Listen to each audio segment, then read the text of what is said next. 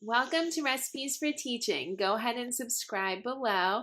Today we're going to be talking all about tips, tricks, and advice for state testing. I just keep on thinking about on Tuesday I have to administer this state test. So I wanted to help everybody else out and go through some different things that might alleviate some nerves like I have. And I get every year, I've been doing this for 13 years now, and every single testing season I get nervous. So the first thing that I wanted to share with you was yesterday we had our state testing meeting for writing at the school, one of the schools that I work at, and the principal went up before the staff and she said, how many people in here are nervous about administering the test on Tuesday?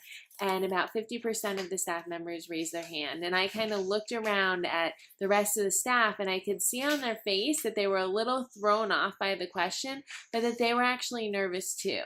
And that's one thing that we kind of forget, or if you're a new teacher, you don't even realize, but the morning of or the couple days leading up to state testing, we all get nervous, just as nervous as the kids. And we have a lot of responsibility on our shoulders. I know yesterday it got real as I was sitting there at the table and we have to sign our life away, right? We look at that sheet that we get, that form from the state of Florida, and it's like, make sure that you do this correctly, make sure that you do this correctly, make sure that you don't do this, make sure that you do this. And you go through the list and you read the form, and then at the bottom you sign your name and what school and you date it. And you know, the end result is that if we don't follow all those directions, we can lose our state license. So some of the things that I do to help alleviate are coming up. All right, here we go.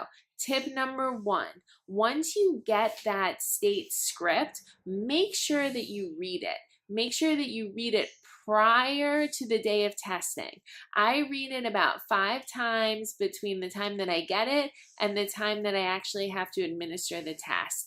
And I do this because I want to make sure that, first of all, you read it verbatim. There is no ad-libbing, there's no adding anything in. You need to make sure that you're reading every single word on that paper and that you don't leave anything out. So I always go through and I read it about 5 times prior to the morning of testing.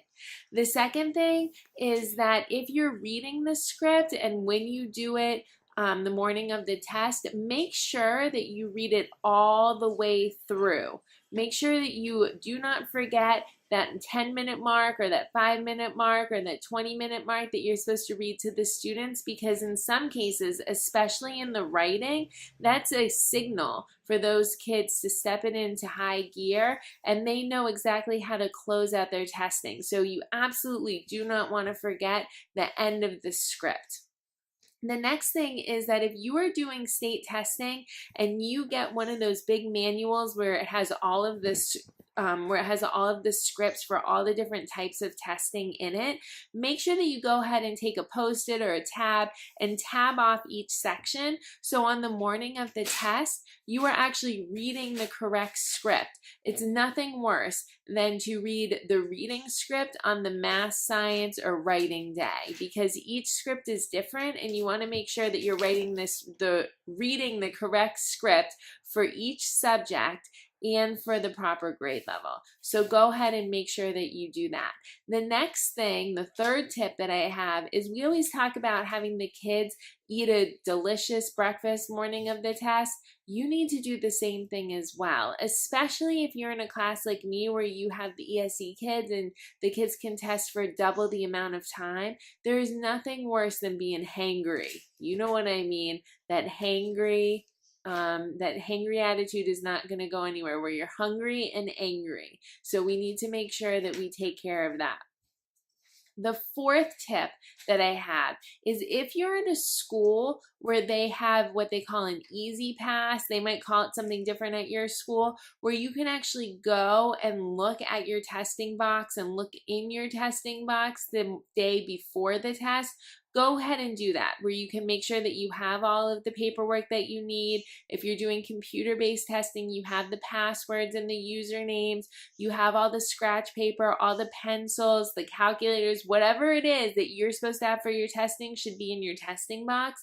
Make sure that if you have an Easy Pass at your school where you can go ahead and pre-count everything and just familiarize yourself with the boxes, that you do that, because that will alleviate some stress as well.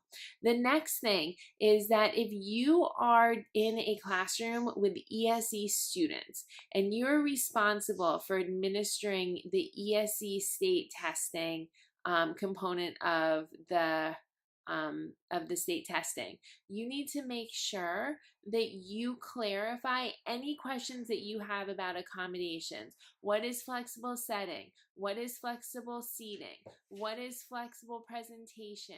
Are you supposed to read the prompt and the directions? Are you have any questions that you need answered prior to the morning of the test?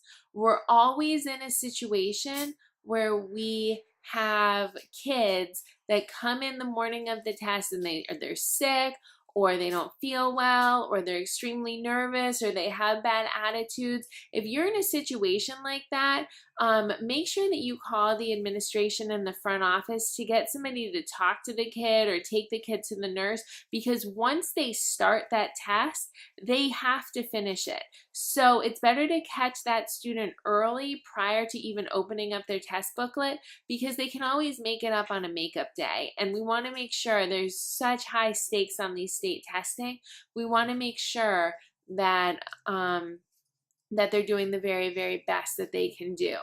The next piece of advice that I have is do everything that you're supposed to do with regards to taking down anything in your classroom that would affect the students' testing, but try not to completely redesign your classroom. Kids need to be in a situation the day of state testing where they're familiar with their environment and they're familiar with the people that are testing them. If you completely switch everything up, that's only going to make them more nervous. All right, so I think that that's all. Best of luck to everybody. If you have any more tips, tricks, or advice for anybody, please leave it in the comment section below. I know that people are going to be checking it out, and we will see you next time. All right, bye.